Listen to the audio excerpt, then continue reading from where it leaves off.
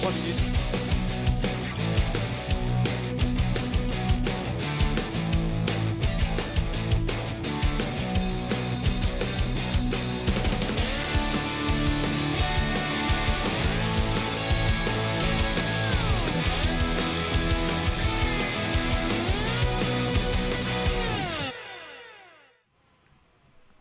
Voilà, nous nous retrouvons sur la Classique des Alpes. Bonjour à toutes et à tous. Si vous nous rejoignez sur les images de Black Hole Live et de TV Grenoble, nous allons retrouver le groupe de tête dans l'ascension du Mont Tournier, le col du Mont Tournier. Les coureurs sont à un petit peu moins d'1 kilomètre du sommet désormais. Deux hommes ouvrent la route. Si vous nous rejoignez sur TV Grenoble, on va vous rappeler ce qu'il s'est passé depuis 12h20. Départ décalé de 5 minutes pour une chute collective dans le fictif, sans gravité, puisque l'ensemble des coureurs, ils étaient 161 au départ, ont pu se lancer à l'assaut de cette Classique des Alpes. Ils étaient 30 en tête au pied du Mont Tournier. Ça a été long à se dessiner. Il a fallu attendre quasiment le 30e kilomètre. Deux hommes se sont extirpés de ce groupe de 30. Thibaut Gruel, donc coureur français du Centre Val-de-Loire. Nous en parlions il y a quelques minutes.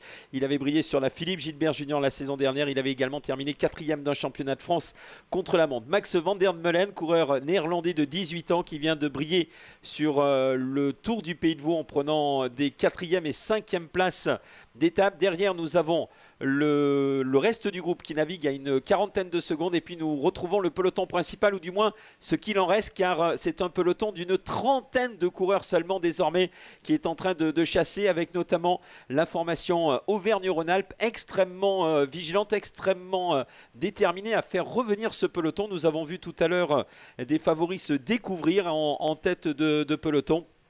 C'est le cas à l'instant même de Lucas, Lucas Fessol, qui était lui à l'avant pour la Savoie. Mais du côté de Auvergne-Rhône-Alpes, nous avons désormais les différents favoris de cette formation qui sont montés en tête de peloton pour combler l'écart qui était à plus de 4 minutes 40 au pied et qui est toujours de 3 minutes 40. Nous avons Jean-Loup Fayolle en première position de ce peloton. Tout à l'heure, c'était Léo Bizio qui animait la course, ou encore Colin Savioz, coureur qui avait terminé 5e l'année dernière, qui s'est dévoilé très tôt dans ce Mont Tournier. Peloton qui reprend 1 à 1 les échappés, mais il en reste encore beaucoup à l'avant. Ils sont encore une bonne vingtaine donc à ouvrir la route, et c'est un duo que nous retrouvons en tête qui vient de basculer en haut du Mont Tournier. Donc toujours la présence de Thibaut Gruel et Max van der Meulen.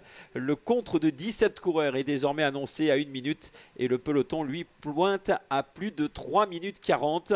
Voilà, c'est toujours le coureur du comité Auvergne-Rhône-Alpes, Jean-Loup Fayolle, qui a gagné le Tour du Pays de Liergue, une des belles courses du calendrier junior. Et Lucas Fessol, donc Jean-Louis Fayolle, pardon, qui est toujours présent en tête de peloton. Toujours également contrôlé par les coureurs du Team Auto EDR qu'on a vu omniprésents. Ils ont 2 coureurs, cette formation allemande, dans le groupe de tête. Et il y avait encore 3 coureurs, et non des moindres, qui étaient dans ce peloton principal, ou du moins ce qu'il en reste, puisque vous voyez, c'est désormais une trentaine de coureurs. Le col du Mont Tournier classé en 2e catégorie. Ce n'est pas l'ascension la plus sélective et la plus pentue, mais c'est la plus longue, près de 11 km d'ascension, avec une moyenne à 5,5%, 10 km 300 exactement. On va d'ailleurs remontrer un petit peu ce qui attend les coureurs dans le final désormais. On le disait, les 60 premiers kilomètres relativement roulants. Ça a été extrêmement vite, à peine 1h30 de course pour aller au pied du Mont Tournier. Et puis ensuite, il y a un enchaînement avec la côte de Saint-Genis-les-Villages, le col de la Cruzille, le célèbre et traditionnel Mont du Chat et ses 9 km à 7,8%. Une descente extrêmement technique, extrêmement rapide, avant d'aller enchaîner tout de suite le col du Boncher, 5 km 300 à 4,4%. Là aussi, ce n'est pas l'ascension la plus difficile, seulement 4,4% de moyenne, mais elle intervient après plus de 120 km de course et plus de 2500 mètres de dénivelé. Voilà donc ce qui attend les coureurs, et nous en parlions il y a quelques minutes avec Lilian Couillet qui nous accompagnait, qui a rejoint son poste de commentateur sur la ligne d'arrivée. Les coureurs ne vont plus monter ou descendre, il n'y a quasiment plus à mettre de plat dans les 60 derniers kilomètres. Cela avantage également les attaquants, car lorsque vous avez des longues vallées comme cela entre les cols. C'est notamment le cas dans les grands cols alpestres. Lorsque vous passez de vallée en vallée, il y a souvent une dizaine, voire une quinzaine de kilomètres entre les différentes ascensions et c'est toujours extrêmement compliqué. Voilà, nous retrouvons le groupe de tête, toujours sous la conduite de notre coureur néerlandais que nous découvrons sur cette classique des Alpes. C'est Max van der Meulen qui porte le maillot de la Willenbrod Ville, formation néerlandaise. Et avec lui, donc pour le centre Val-de-Loire, nous avons Thibaut Gruel. Voilà les deux coureurs de tête. Donc maillot tendance jaune pour le coureur néerlandais qui porte, si vous voulez le reconnaître, le dossard 146. Et Thibaut Gruel avec son maillot du Val-de-Loire plutôt bleu et blanc et qui porte le dossard 181. Voilà les deux hommes de tête, toujours une petite minute d'avance sur le groupe de compte qui a perdu notamment Thibaut Ayache sur incident mécanique il y a quelques minutes. Coureurs qui ont franchi le sommet du col du Mont-Tournier. Il y a une descente extrêmement rapide qui va ramener les coureurs donc au pied de ces trois difficultés qui vont s'enchaîner. La côte de Saint-Genis-le-Village, on ne descendra quasiment pas pour aller chercher ensuite le col de Cruzy, légère descente avant d'entamer le Mont du Chat en l'espace de 25 km. Il y a 3 ascensions et nous allons monter à plus de 1100 mètres d'altitude puisque le sommet du Mont du Chat est situé à 1150 mètres d'altitude. Les coureurs seront aux alentours des 500 mètres. Il y a plus de 600 mètres de dénivelé en 9 km pour cette ascension qui devrait être le juge de paix de cette classique des Alpes. Voilà toujours notre duo. Nous sommes à 60 km de l'arrivée. Un groupe de contre qui a perdu beaucoup d'éléments qui navigue à 1 minute et le peloton qui est annoncé toujours à 3 minutes et 30 secondes. On a repris finalement une petite minute dans cette ascension de 11 km. Intéressant donc de suivre la progression du duo de tête. Certes, on a décidé de partir de très loin, mais pourquoi pas Thibaut Gruel, l'un des favoris à s'être dévoilé très tôt. On l'a vu extrêmement remuant dans le début de l'épreuve. Il a pris cette échappée à 15, puis à 30, puisque deux groupes se sont constitués. Il y a eu une belle bagarre durant de nombreux kilomètres. Le groupe de devant, bien entendu, ne voulant pas que le groupe qui était à l'arrière rentre. Et puis finalement, la jonction a eu lieu à quelques kilomètres du pied du Mont-Tournier. Les positions exactes au sommet qui nous sont communiquées. Thibaut Gruel et Max van der Meulen sont passés avec 1 minute d'avance sur Baptiste Gillet, le coureur breton, 1,05 sur un deuxième coureur néerlandais, Dan Vandenberg. Le groupe est passé ensuite à 1 minute 25, groupe qui avait perdu beaucoup de coureurs dans cette ascension, puisque si l'on regarde la composition qui nous est annoncée, il serait une douzaine de coureurs à 1,25. Ensuite, le reste de l'échappée passé donc de façon morcelée. Peloton principal, ou du moins ce qu'il en reste, annoncé à 3 minutes et 40 secondes au sommet de cette ascension du Mont-Tournier. Voilà donc les positions exactes. Les coureurs sont dans la descente. Petit souci d'image, vous le voyez sur nos écrans. Et on va vous rappeler d'ailleurs que nous perdrons le signal dans l'ascension du Mont du Chat dans les tout derniers kilomètres. Mais nous avons une caméra qui a été positionnée de façon fixe, de manière fixe, pour vous permettre de vivre le passage au sommet de ce Mont du Chat. Voilà en ce qui concerne les données techniques. Et nous retrouvons nos deux coureurs.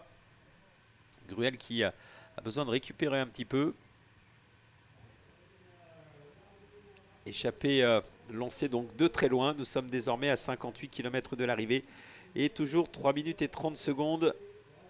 Vous voyez Van der Meulen, donc le coureur néerlandais, non seulement des talents d'escaladeur, mais des talents de descendeur. Parce que c'est lui qui fait la meilleure impression dans cette descente. Thibaut Gruel est en deuxième position. Cette descente et cette vue d'ensemble qui nous permet de saluer l'ensemble des motards qui assurent la sécurité et la couverture des coureurs. Donc vous avez les motards de l'escorte de la gendarmerie nationale et puis des motards civils formés qui sont licenciés à la Fédération française de cyclisme et qui assurent également la sécurité des coureurs avec toute la panoplie que l'on connaît. On l'a vu tout à l'heure avec notamment des drapeaux jaunes qui signalent les zones dangereuses. Vous voyez à l'instant même, vous avez cet îlot directionnel qui est signalé.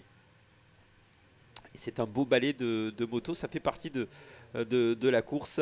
Cela permet donc d'assurer le bon déroulement et la sécurité de cette classique des Alpes ou des différentes épreuves du calendrier de la Fédération française de cyclisme. Si l'on regarde notre livre de route, coureurs qui vont être donc au pied de la côte de Saint-Genis-les-Villages. Nous serons à un peu plus de 53 km de l'arrivée. Le sommet de la côte de Saint-Genis-les-Villages sera situé à 49 km 300 de l'arrivée. Col de Cruzy, classé en troisième catégorie comme la côte de Saint-Genis-du-Village, interviendra lui à 40 km de l'arrivée. Le Mont du Chat à 24 km. Vous voyez, donc comme nous le disions, en l'espace de 30 km, il va y avoir un concentré de difficultés. 3 ascensions répertoriées pour le classement de la montagne. Où tout à l'heure, eh bien, Thibaut Gruel a rempli sa carte au niveau des points, puisque c'est lui qui a pris le maximum de points au passage donc au sommet de cette première difficulté. Voilà donc les informations. Nouvelle information concernant le groupe de compte Thibaut Ayache qui avait été victime d'un incident mécanique, qui avait eu du mal à rentrer, vient de faire la jonction avec le groupe de contre. Et le peloton principal, et c'est paradoxal, est quasiment moins important que le groupe de tête, puisque nous avons 2 hommes en tête, une vingtaine de coureurs qui composent le groupe de compte qui s'est un petit peu reconstitué, alors que du côté de Thibaut Gruel, on fait toujours des mouvements d'assouplissement au niveau des jambes et des cuisses notamment. Donc peut-être premier signe de lassitude et de fatigue pour le coureur du Centre Val de Loire. Et je disais donc le peloton principal, c'est assez paradoxal, est quasiment moins important que le groupe de tête. Voilà, donc il n'y a plus qu'une vingtaine de coureurs dans le peloton. Il y a eu une grosse bagarre dans la montée du Mont Tournier. Voilà les positions, donc désormais très claires. 2 hommes en tête, un groupe de contre qui navigue à 1 minute. Et nous avons le peloton principal à 3 minutes et 30 secondes.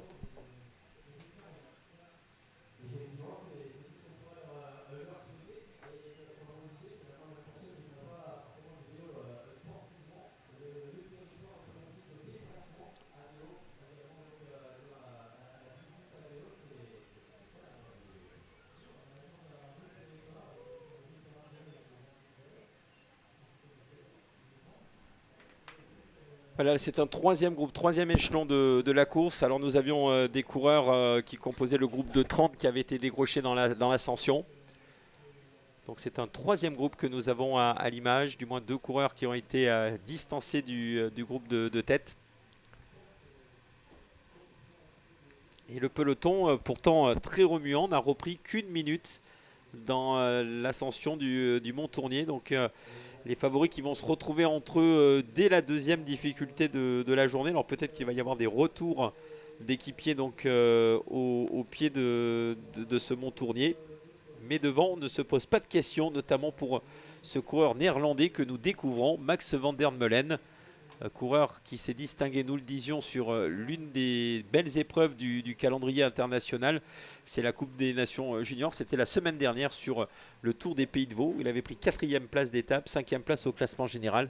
Garçon qui s'est distingué également sur le Tour des Flandres. Et puis attention, garçon qui s'est distingué également sur Liège-Bastogne-Liège Junior. Course qui emprunte bien entendu un circuit que les amateurs de vélo connaissent dans les Ardennes, avec de nombreuses ascensions, des petits cols notamment qui sont montés. On pense au col du Rosier qui est présent sur ce Liège-Bastogne-Liège Junior, ou bien entendu la traditionnelle côte du final de Liège-Bastogne-Liège chez les grands, avec notamment la côte de la Redoute. Voilà, donc c'est un garçon qui s'est grimpé, qui était aux portes du top 10 de l'une des plus belles classiques du calendrier junior. Descente terminée, on va en profiter je pense pour se ravitailler du côté de Thibaut Gruel. Alors on nous annonce que c'est Van der Meulen qui est passé en tête devant Gruel, Gillet et Vandenberg au sommet de ce Mont Tournier. Donc c'est Van der Meulen qui a pris le maximum de points pour le classement de la montagne. Voilà les 2 hommes.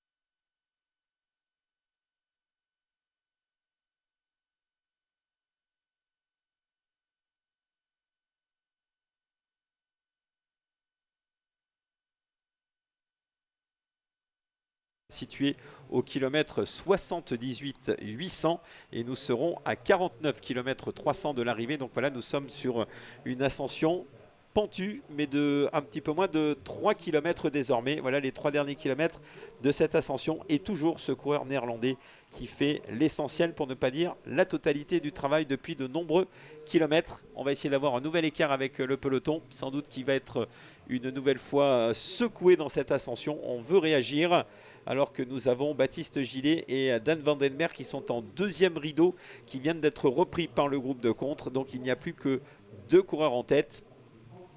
Du côté du coureur néerlandais, on vient d'être ravitaillé dans cette difficulté. À Thibaut Gruel qui nous inquiète un petit peu car on le sent quasiment à la rupture. C'est d'ailleurs le cas puisque le coureur néerlandais est en train de s'en aller à plus de 50 km de l'arrivée du côté de Van der Meulen. On ne se pose pas de questions. Coureur néerlandais, oh là là, un gabarit longiligne, un grand gabarit qui est en train vraiment de faire une démonstration dans ces 2 premières ascensions. Et Gruel est en train de rendre les armes très tôt. Nous sommes à plus de 50 km de l'arrivée. 1 minute et 40 secondes d'avance sur le groupe de contre. Peloton qui est à plus de 3 minutes. Et bien voilà, donc il n'y a plus qu'un homme en tête désormais, avec Max Van der Meulen qui vient de s'isoler en tête de course dès la deuxième difficulté, alors que Thibaut Gruel qui a beaucoup donné depuis le départ, on le voyait extrêmement nerveux dans la descente, qui faisait donc des gestes d'assouplissement au niveau des cuisses, qui a demandé du ravitaillement, on le sentait un petit peu tendu. Et bien la sanction est arrivée tout de suite dans cette deuxième difficulté de la journée. Voilà, et le coureur néerlandais qui est en train véritablement de s'envoler désormais. 50 km de l'arrivée, c'est un sacré pari que prend le coureur batave, que nous retrouvons désormais à l'image. Alors qu'il y a des attaques désormais dans le groupe de contre. Nous avions Martin Barta et Mensvlot, autres coureurs néerlandais qui étaient dans ce groupe, qui sont en train d'essayer de relancer la chasse, car l'écart est important. Là, c'est le peloton que nous retrouvons. Là aussi, il y a des favoris dans ce peloton. On pense du côté de cette formation avec Emil Herzog ou encore Mathieu Kokelman, le champion du Luxembourg. Mais ces coureurs sont à plus de 3 minutes de celui qui nous fait une forte impression donc dans cette première partie de Classique des Alpes. Coureur néerlandais, donc Max Van der Meulen, qu'on va, je pense, retrouver à l'image. Le voici. À aucun signe de lassitude, extrêmement facile pour le moment. Et on a envie de dire que lorsqu'on voit Max Van der Meulen, le vélo semble facile. Voilà, coureur qui est en train de prendre les consignes du côté de son directeur sportif. Alors peut-être qu'on ne pensait pas s'isoler aussitôt dans cette Classique des Alpes. On aurait sans doute gardé Thibaut Gruel à ses côtés encore un bon moment. Et Van der Meulen donc, qui a décidé donc de tenter ce formidable pari à plus de 50 km de l'arrivée. Il a toujours 3 minutes d'avance sur le peloton, avec des attaques dans ce peloton. Et toujours l'homme de tête bien posé sur sa machine. Braqué relativement petit pour cette ascension. Une belle vélocité pour le coureur néerlandais qui va franchir le sommet dans quelques instants de cette côte de Saint-Genis-les-Villages. Ce sera la deuxième difficulté de la journée. Et nous allons rentrer dans les 50 derniers kilomètres. C'est intéressant pour le coureur échappé qui n'a rien perdu dans la descente du Mont Tournier. On rappelle que l'écart avec le peloton était à 4,40 lorsque nous avons entamé le Mont Tournier. 3,40 au sommet, 3,40 dans la descente. Donc écart inchangé. Vous avez vu, il a une belle lucidité. Il a déjà beaucoup de métiers, ce coureur hollandais. Il est venu chercher tout de suite la moto photographe. Vous avez vu, il était sur la droite de la chaussée. Il est passé tout de suite sur la gauche pour aller chercher l'aspiration sur la moto.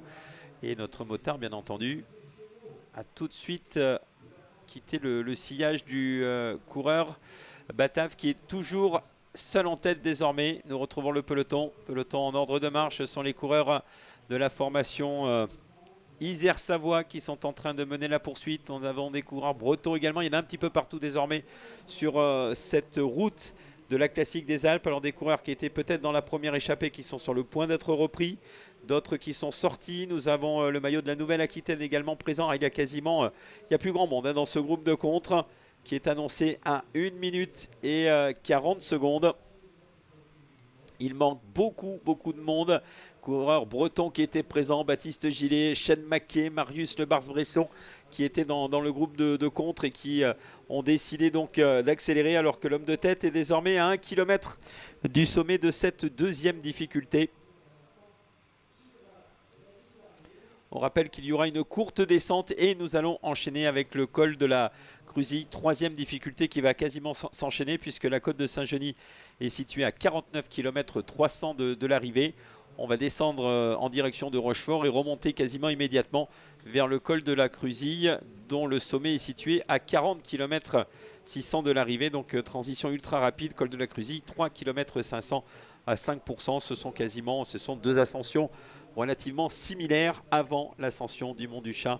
Voilà, toujours 1 minute 40 sur le groupe de contre où certains tentent de sortir désormais. On en parlait des coureurs bretons qui sont en train de sortir. On a également la présence dans ce groupe de coureurs de la formation Cycling Vanderen avec Niels de Klerk qui s'était distingué sur la route d'Éole, qui est l'une des belles épreuves de début de saison, chère à Maxime Petot, sur les routes du Loir-et-Cher. La route d'Éole qui a révélé de nombreux talents également. Et ce coureur wallon qui est en train de prendre ce groupe animé par les coureurs bretons, puisque les 3 coureurs bretons qui composaient le deuxième échelon de la course, Baptiste Gillet, Shane Mackay et Marius Le Bars-Bresson, sont présents dans ce contre qui est en train de se dessiner, mais à plus d'1 minute 30 de l'homme de tête. On va essayer, je pense, de retomber sur Thibaut Gruel, le coureur du Centre Val-de-Loire. Ce sera pas mal pour Thibaut s'il a récupéré donc de sa petite défaillance donc dans l'ascension de cette deuxième difficulté. Et regardez le coureur hollandais qui est dans ses longues lignes droites, qui vient de remettre grand plateau au moment de passer donc le sommet de cette difficulté, longue ligne droite avant donc de basculer.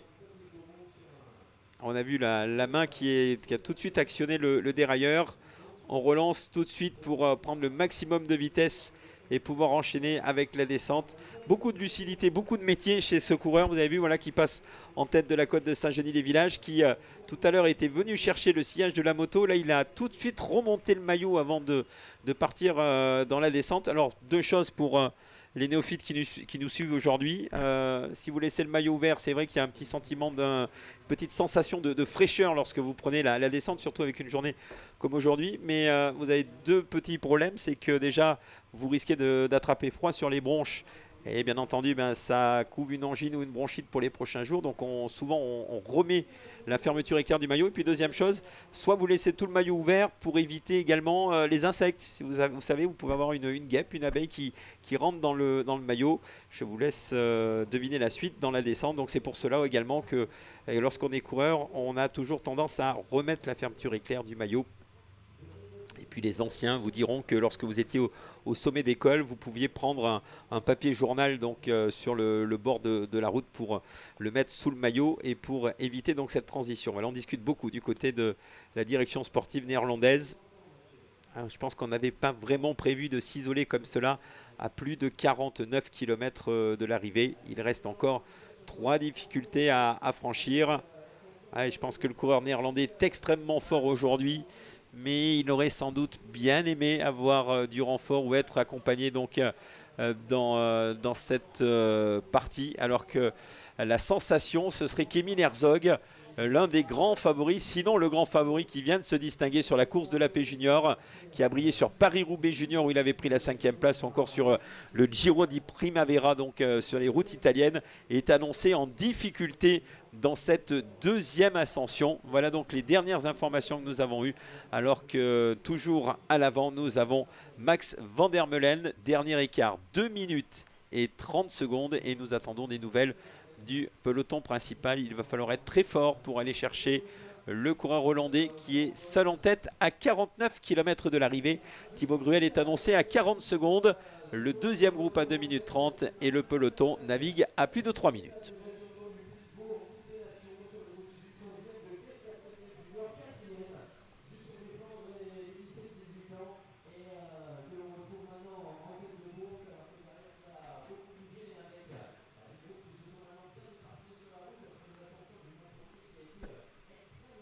Et toujours nos Bretons qui passent au sommet de la côte de Saint-Genis-les-Villages.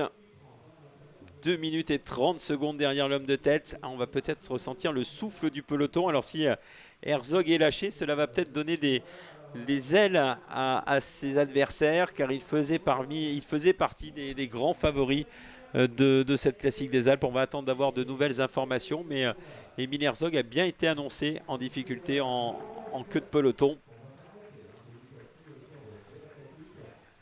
Et nous le disions en début de retransmission, il fait très chaud aujourd'hui sur cette classique des Alpes. Et on sait que certains coureurs ont du mal avec la chaleur. On disait qu'il n'y avait quasiment pas de descente après l'ascension de la côte de Saint-Genis-les-Villages. Vous le voyez, c'est un long plateau, un long faux plat où il faut pédaler pour avancer. On le voit, l'homme de tête, c'est peut-être la mauvaise surprise pour lui, pensait avoir basculé au sommet de l'ascension et récupérer un petit peu dans la descente. C'est pas du tout le cas. Il faut garder une position aérodynamique et continuer à pédaler pour progresser donc en direction de la nouvelle difficulté qui se profile, le col de Cruzille, col de la Cruzille, et c'est 3 km à 5%, alors que la contre-attaque s'est un petit peu reconstituée. Les Bretons ont été repris. On voit les coureurs de la formation de l'Île-de-France qui sont présents à l'avant. On sait que tout à l'heure, donc, nous avons eu Thibaut Ayache qui a été victime d'un incident mécanique, lui qui s'était distingué sur l'Oise Junior, qui est âgé seulement de 16 ans, il n'a pas encore 17 ans. Nous avons également la présence de Johan Morin dans cette formation francilienne. Johan qui avait réalisé de belles performances sur les boucles de la Seine-et-Marne, sur la ronde du Sud-Bourgogne. Voilà, ça nous permet également de faire une revue d'effectifs des différentes épreuves juniors. On va saluer une nouvelle venue dans le calendrier chez Vincent de Dieu. C'est la classique des Pyrénées-Atlantiques également, extrêmement montagneuse. C'est un petit peu la petite sœur de la classique des Alpes du côté pyrénéen. Eh bien, on a décidé de créer cette classique, non pas pour concurrencer, mais pourquoi pas pour préparer la classique des Alpes, puisque cette classique des Pyrénées-Atlantiques eh bien, intervient juste avant la classique des Alpes. Elle a eu lieu il y a quelques semaines, et alors que nous retrouvons le groupe de contre avec, nous le disions, les coureurs franciliens, les coureurs bretons qui animent cette deuxième bordure. On a également, on parlait de la Nouvelle-Aquitaine, on a le maillot blanc et rouge de la Nouvelle-Aquitaine qui est présent dans ce groupe. On a également Diego Charteau, Clément Sanchez qui sont annoncés pour les Pays de la Loire. Nous avons la présence donc de Dan Vandenberg qui vient d'être repris. On a toujours Martin Barta et Mesflo pour le team Auto Eder.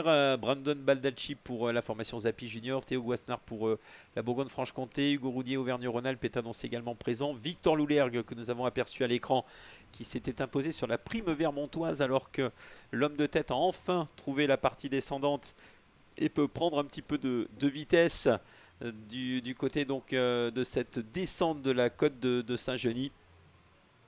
Mais attention, car le col de la Cruzille va intervenir dans quelques hectomètres. Ce sont bien les coureurs de l'Île-de-France et de la Bretagne qui emmènent ce groupe. On parlait de Victor Loulergue qui ferme la marche, et nous devons également avoir toujours le maillot rouge et la croix blanche de la Savoie. Il est bien là sur la gauche de nos images avec Alexis André qui réalise une très belle classique, lui qui s'était révélé sur le Tour de la région PACA et qui n'est que junior première année, âgé de 17 ans.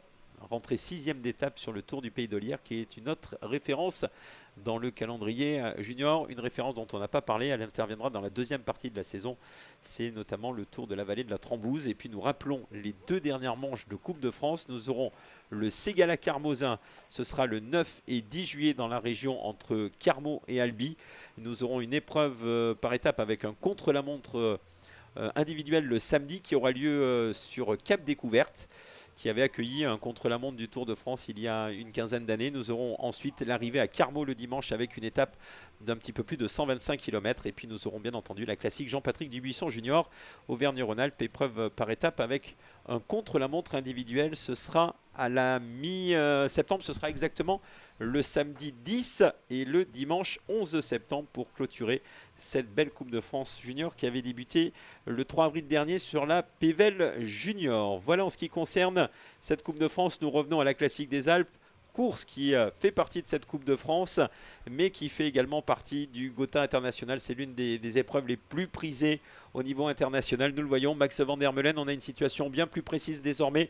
Thibaut Gruel est annoncé à 1 minute 10. Nous avons un groupe de 11 coureurs annoncé à 2 minutes 20. 3 minutes 30 pour le reste de l'échappée qui était présent en début d'épreuve. peloton annoncé à 4 minutes et 30 secondes. Voilà donc les positions. Peloton qui a encore perdu du temps. On va, je crois, tout miser désormais sur le Mont du Chat pour les favoris.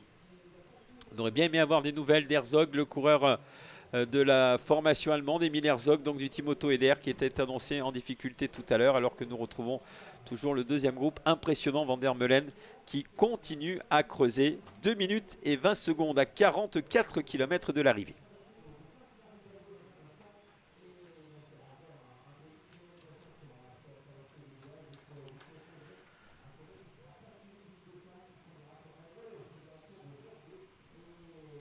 Et on voyait donc descente, certes légère descente, mais c'est une descente tout le contraire du Mont-Tournier tout à l'heure, qui était extrêmement technique, où les coureurs étaient souvent en recherche, en position de recherche de vitesse. Là, il faut toujours pédaler. Il y a même des replats, voire des petites ascensions qui viennent entrecouper la descente. Alors tout à l'heure, on parlait du replat dans la partie montante du col du Mont-Tournier, qui pouvait avantager certains coureurs. Là, je peux vous dire que quand vous êtes coureur, que vous avez fait 2 ascensions, la chaleur, que vous entamez la descente et que vous retrouvez cette bosse au milieu de la descente, eh bien, c'est pas une bonne nouvelle. C'est très peu de coureurs aiment ce qu'on appelle ces petits répètes chauds. Et nous allons retrouver donc à l'image, nous avons sur la gauche de l'image donc l'homme de tête, sur la droite le groupe de contre. Entre les deux, nous devons toujours avoir Thibaut Gruel. Et je pense que même du côté de la tête de course, on est désormais dans l'ascension du col de la Cruzille, 43 km de l'arrivée, 3 km à 5% de moyenne. Ascension similaire à l'ascension qui vient de précéder, la côte de Saint-Genis-les-Villages, qui elle était longue de 3 km 200 à 5,9%, donc un petit peu plus roulante cette troisième difficulté pour le coureur néerlandais. Toujours seul en tête, voilà, c'est confirmé, nous sommes désormais au pied du col de la Cruzille. Et vous avez pu le voir en image, très peu de descente entre les 2 dernières difficultés. Voilà le groupe de contre, toujours les coureurs d'Île-de-France qui mènent la poursuite. Nous avons Marius Le Bars-Bresson, coureur breton, qui est également très remuant dans ce groupe. Lui, bien entendu, s'est distingué sur l'ensemble du calendrier breton, des classiques bretonnes. Voilà, donc nous allons retrouver à l'image donc dans quelques instants l'homme de tête. Le voici dans la montée du col de la Cruzille, 3 km 500 à 5%. C'est parti donc pour Max Van der Meulen, toujours seul en tête, et qui vient de remettre du braquet dans ce début d'ascension. Garde un bon rythme de pédalage et nous en profitons pour découvrir à l'image les décors superbes de la Savoie. Nous étions en Isère, nous serons d'ailleurs en Isère demain pour, on le rappelle, la Grésivaudan classique, qui sera un petit peu la répétition de cette classique des Alpes, avec une arrivée au sommet du côté du Pléné. Ce sera pour les femmes, ce sera la première fois que le Coteny organise une épreuve féminine internationale, donc sous l'égide de l'Union cycliste internationale, avec un très beau peloton que nous aurons le loisir et le plaisir de vous présenter demain matin. On aperçoit le sommet de ce col de la Cruzille. Et il me semble bien que du côté de notre néerlandais, on est remis grand plateau, hein, c'est bien confirmé, grand plateau pour aller chercher cette difficulté. Vraiment aucun signe de lassitude du côté de Max Van der Meulen, qui fait une sacrée impression depuis quelques kilomètres, depuis qu'il a lâché Thibaut Gruel.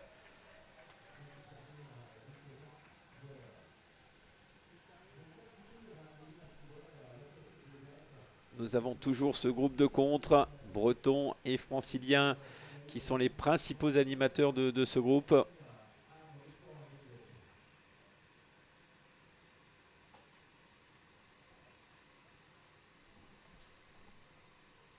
Alors pour compléter un petit peu le palmarès de Max Van der Meulen, on rappelle qu'il s'était imposé à Bercy-le-Sec sur la Bercy Cycle Classique, sous le maillot de la sélection néerlandaise.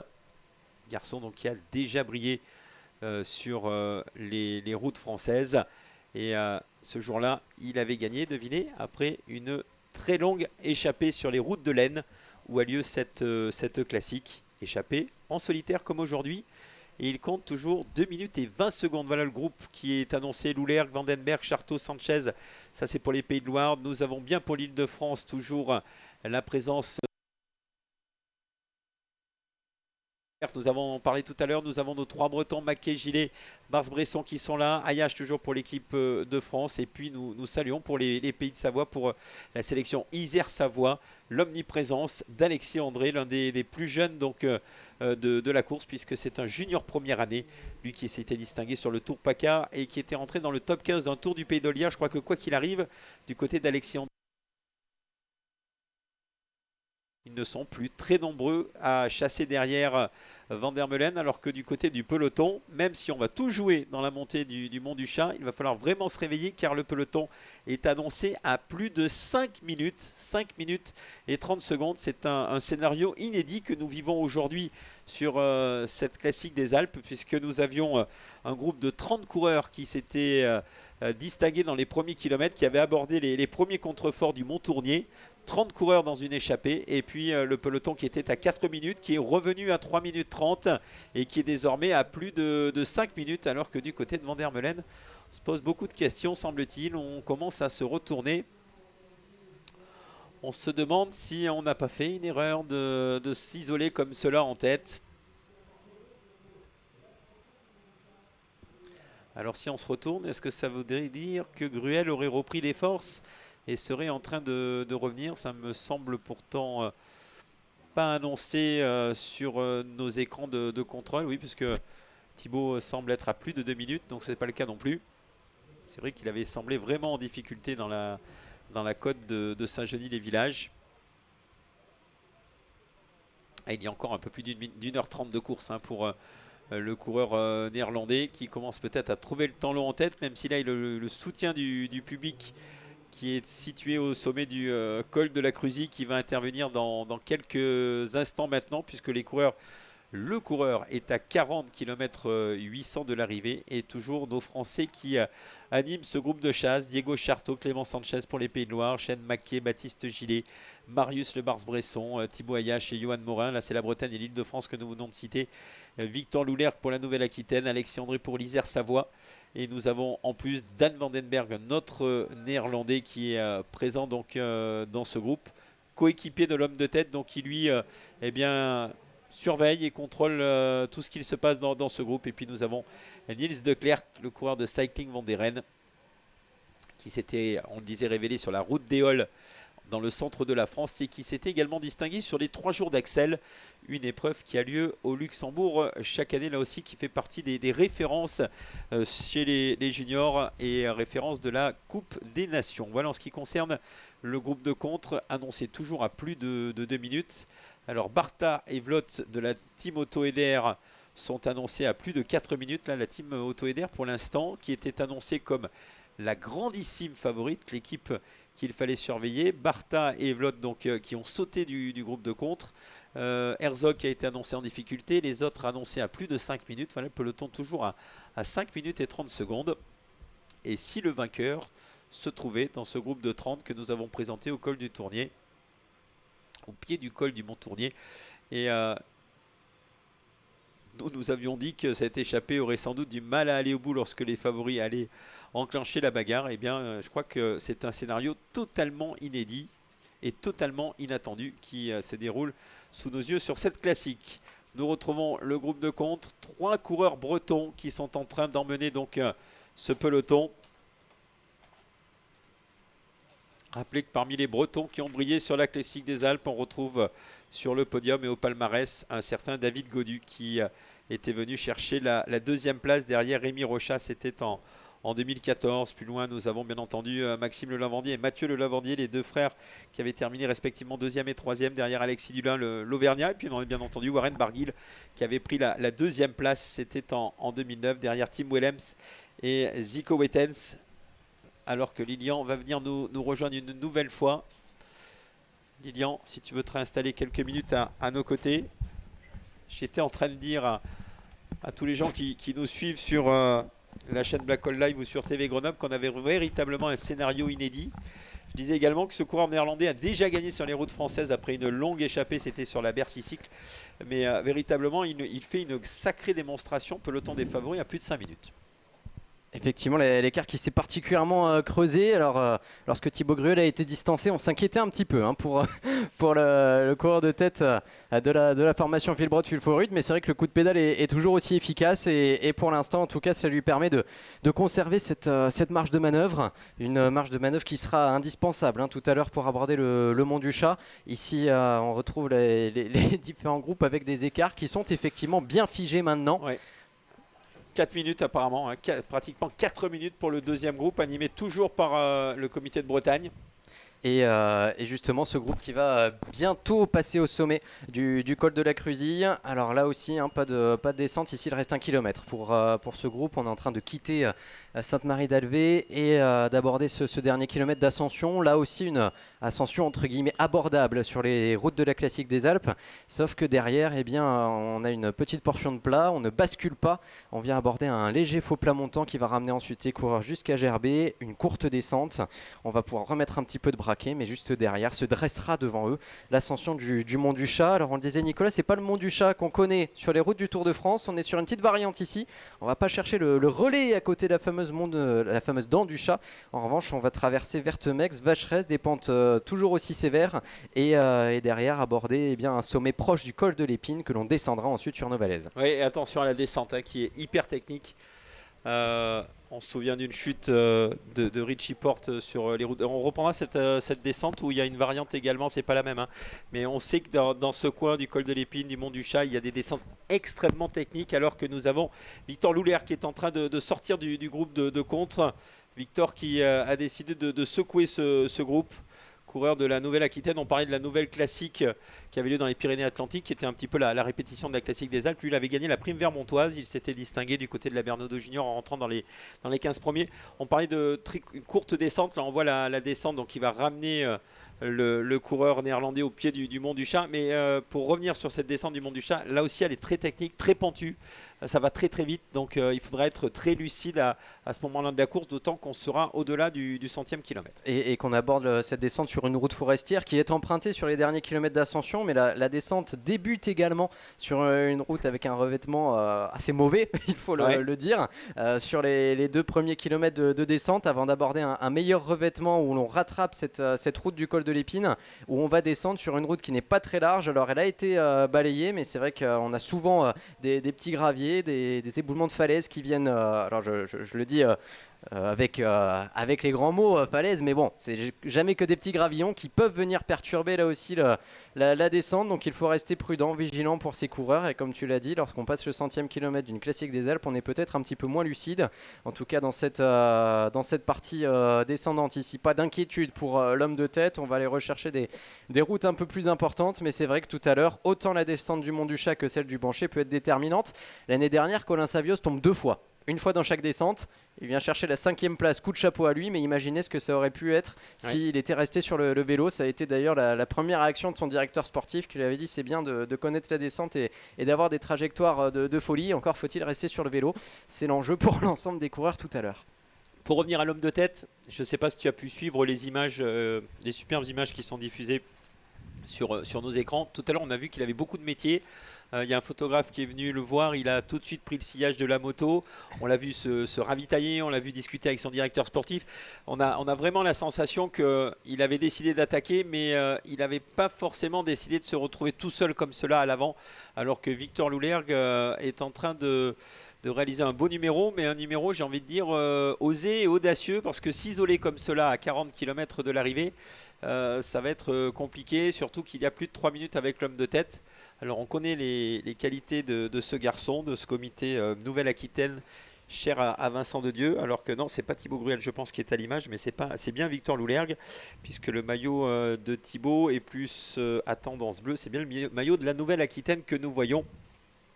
Thibaut qui est sorti du groupe de contre et le directeur sportif de l'homme de tête qui remonte une nouvelle fois, Lilian. Donc je le disais, il n'avait pas forcément, je pense, prévu de se retrouver comme cela, isolé à 40 km de l'arrivée. Non, et c'est vrai que Thibaut Gruel a été distancé un petit peu rapidement, finalement, dès le pied de la côte de Saint-Genis-les-Villages. Hein, il a été distancé. Thibaut qui semblait s'être accroché sur le Mont Tournier. Et puis finalement, au moment de reprendre le coup de pédale de montagne après Saint-Genis-sur-Guiers, eh bien, ça a été beaucoup plus difficile pour lui.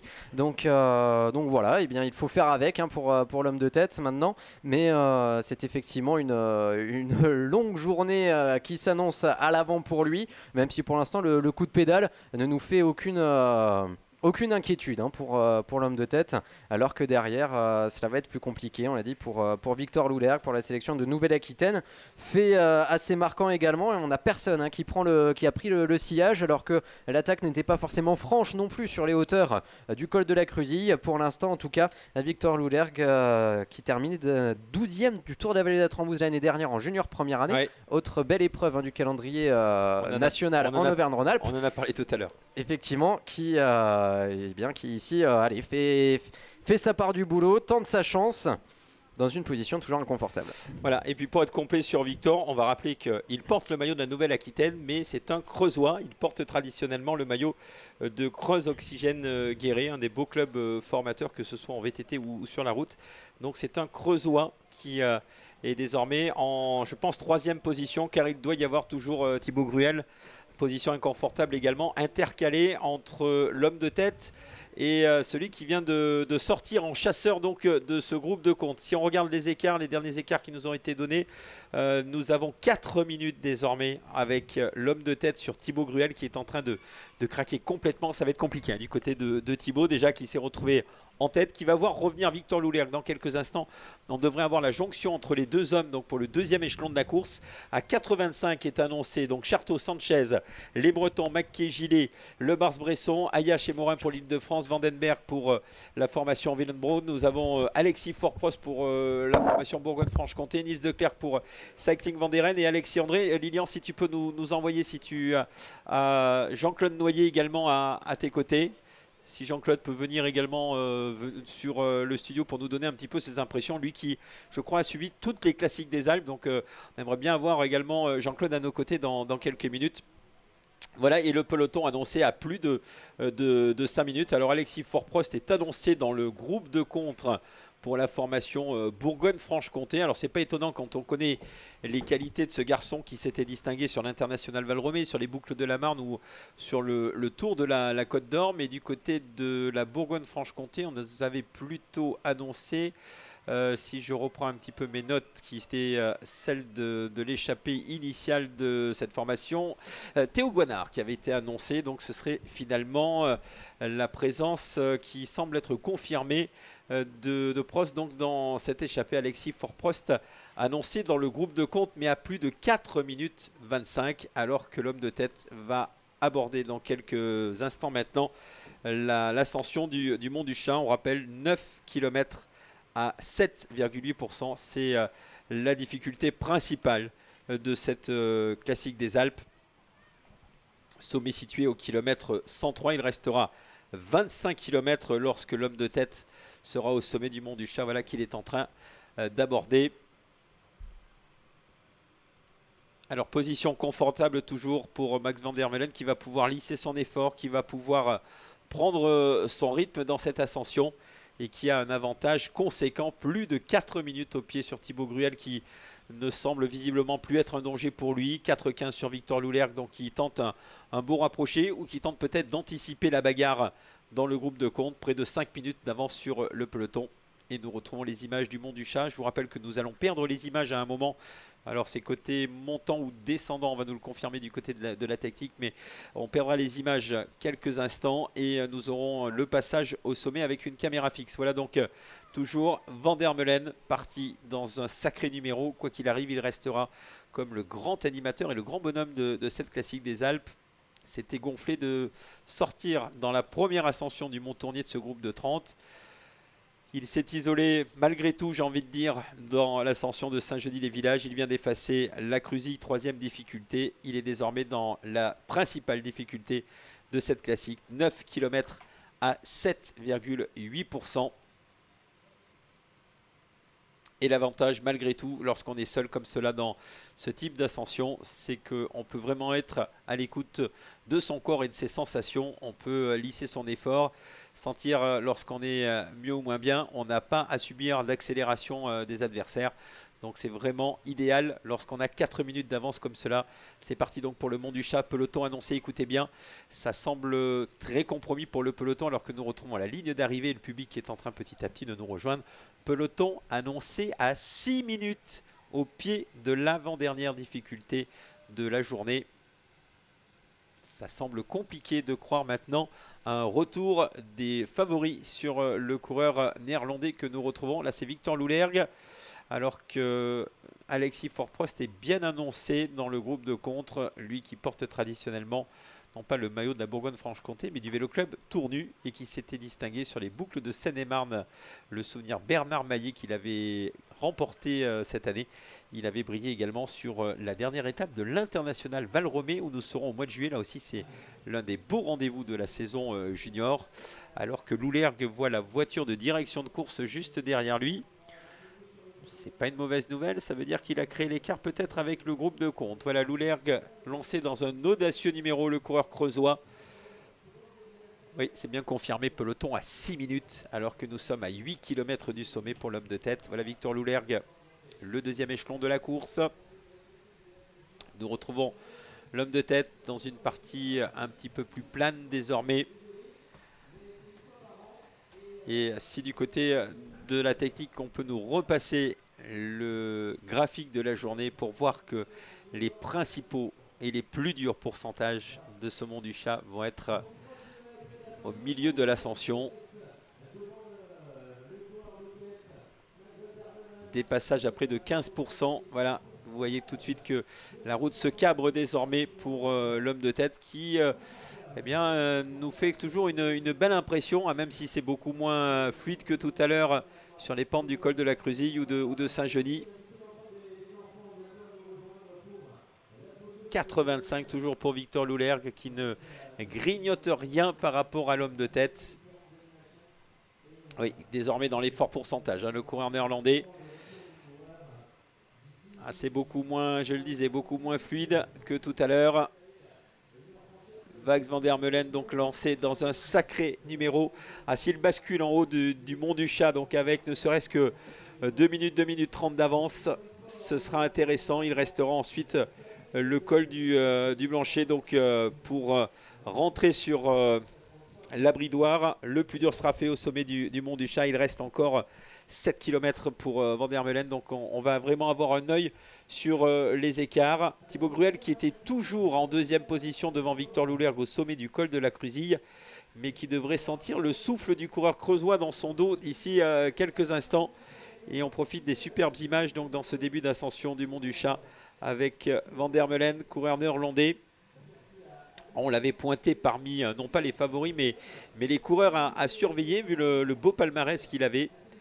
Eh bien, il est en train de confirmer aujourd'hui et il est vraiment en train de se révéler au grand public sur cette classique des Alpes. Lui aussi, sans doute, promis un très bel avenir, alors que Thibaut Gruel vient d'être lâché par Victor Loulergue dès le pied de l'ascension du Mont du Chat. Voilà donc le coureur de la Nouvelle-Aquitaine, le coureur de Guéret, donc, qui est désormais en deuxième position derrière le coureur néerlandais qui passe à 7 km du sommet et qui relance en danseuse désormais, qui jette un coup d'œil derrière pour voir et mesurer l'écart, mais il ne doit rien voir derrière lui, c'est bon signe. Et vraiment l'image montre bien les pourcentages dans ce Mont du Chat. On voit bien que les pourcentages sont aux alentours des 8-9% dans cette partie. Loulergue donc dans l'ascension de cette avant-dernière difficulté. Ah, c'est un sacré pari pris par le coureur néerlandais, mais c'est également un sacré pari pris par le coureur creusois qui aborde donc cette ascension. Du côté de sa direction sportive, on vient donner les dernières consignes. Ne pas oublier de s'alimenter, bien entendu, dans cette avant-dernière difficulté. Ah, c'est vrai qu'il y a le côté euphorique d'être échappé sur la classique des Alpes, mais c'est vraiment le moment de bien penser à s'hydrater. Il fait très chaud aujourd'hui et c'est vraiment bien le moment également de mettre la main à la poche, comme l'on dit. Et c'est sans doute le discours que vient de lui donner son directeur sportif qui est monté à sa hauteur dans les premières rampes de cette difficulté. François Trarieux, donc le directeur sportif de cette formation Nouvelle-Aquitaine, qui avait une fière allure sur le papier également. On a vu tout à l'heure Mathéo Vierge, omniprésent. C'est lui qui a lancé la première grosse échappée. Et bien, le relais a été pris par Victor Louler, qui était dans ce deuxième groupe de 15 qui est rentré au pied du Blanchet. Victor, qui a sans doute profité du travail des coureurs qui l'accompagnaient. Lui n'avait pas d'effort à faire puisqu'il avait un coureur à l'avant. Et il a pu donner la pleine puissance de son talent dans l'ascension du col de la Cruzille en s'isolant en deuxième échelon de course. Voilà, donc derrière lui on retrouve toujours les mêmes coureurs avec de nombreux coureurs français. Diego Charteau, Clément Sanchez sont toujours là pour les Pays de Loire. Shane Mackay, Baptiste Gillet, Marius Le Barbresson pour la Bretagne. Ils sont 3, ils vont sans doute bouger dans cette ascension du Mont du Chat. Nous avons Thibaut Ayache et Johan Morin pour l'Île-de-France. Thibaut Gruel qui vient d'être repris. Ça doit être un sacré coup au moral donc pour Thibaut, alors que l'on voit la difficulté. On voit les voitures qui précèdent l'homme de tête, alors que nous sommes maintenant à Vertemex, donc dans l'ascension du Mont du Chat. On va tourner à droite et on va retrouver là aussi de gros pourcentages désormais dans cette ascension. Le passage à Vertemey, donc, qui est situé à 6 km 600 du sommet du Mont du Chat. Donc un petit peu plus de 6 km et demi pour les Néerlandais, qui va comme nous pouvoir jeter un coup d'œil sur le contrebas et sur les lacets qu'il vient d'effacer. Voilà, il est annoncé avec 4 minutes d'avance sur Victor Loulergue. Le groupe de contre est annoncé à 5 minutes 30. Peloton sans doute débattu désormais à 6 minutes 45. Alors que la voix de la Classique des Alpes, de l'Alpe Isère Tour, vient nous rejoindre. Jean-Claude Noyer. Oui, Jean-Claude, tu peux poser la veste, tu as ton casque là. C'est vrai qu'on est à haute température nous aussi dans cette cabine. Jean-Claude, je crois que c'est la 27e Classique des Alpes. Je crois que tu les as toutes vécues. Est-ce que tu as déjà vu un scénario comme cela, avec une échappée à 30 qui rentre dans les premières difficultés avec 4 minutes et qui conserve et qui accentue même son avance dans la deuxième partie? Non, pas vraiment, effectivement. C'est l'avantage, j'allais dire, de cette épreuve. La Classique des Alpes Juniors nous réserve chaque année des surprises, des scénarios complètement différents. Et cette année, c'est vrai que j'ai voulu reconnaître donc les ultimes kilomètres, notamment l'ascension du terrible Mont du Chat. Il est clair qu'aujourd'hui, il y a une condition qui apparaît malheureusement évidente pour les coureurs, c'est la chaleur, quoi. Il y a une température au pied du col qui était de 33 degrés. Hein. On a des endroits d'ailleurs où le goudron fond, ce qui ne facilite pas la tâche des coureurs, hein, entre parenthèses. C'est vrai que les conditions, disons, les conditions météo sont difficiles quand même pour ces jeunes et talentueux coureurs. La chaleur vraiment va jouer son rôle, et le coureur qui est à l'aise, on va dire, avec des températures pareilles, peut effectivement bénéficier de cette situation et en profiter tout au long de cette course. Là, on est donc dans l'ascension, hein, on est à 6 km du sommet du Mont du Chat. C'est vrai que c'est une difficulté. Aujourd'hui, j'ai fait le calcul d'ailleurs au départ. Il y a 33 km d'ascension répertoriés. 33 km d'ascension pour des juniors, c'est quand même pas mal. Et c'est une véritable épreuve de montagne qu'est la Classique des Alpes. Il ne faut pas le nier. On n'a pas, je dirais, l'habitude d'assister aussi à ce type d'épreuve. Hein. C'est tout l'intérêt d'ailleurs de la Classique des Alpes, de proposer effectivement ce plateau d'une part, et puis je dirais ces cols d'autre part, à ces jeunes coureurs.